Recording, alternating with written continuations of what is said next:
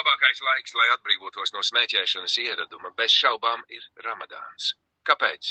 Dienas laikā cilvēks gavēja un viņam vispār nav atļauts smēķēt. Pēc Magrib lūkšanas viņam jāpavada laiks mošajā kopā ar taisnīgajiem cilvēkiem. Viņš ēd iftāru, sarunājas, pēc tam las taravīh lūkšanas, un tajā laikā nevajadzētu jaukties ar sliktiem draugiem. Lielākā problēma smēķētājam ir atkal sajust cigarešu smaržu vai būt kopā ar cilvēkiem, kas smēķē. Praktiski tie, kas atmeta smēķēšanu, saka, ka cilvēks iztur 3 dienas vai varbūt nedēļu. Un jo īpaši Ramadāna mēnesis, kas ir pacietības mēnesis, palīdz atbrīvoties no cigaretēm.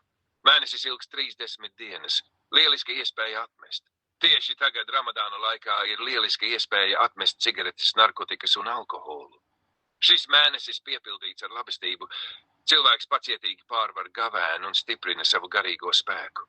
Tāpēc, dārgais brāli, pieliecies zemē priekš Allāha, lūdz viņam palīdzību.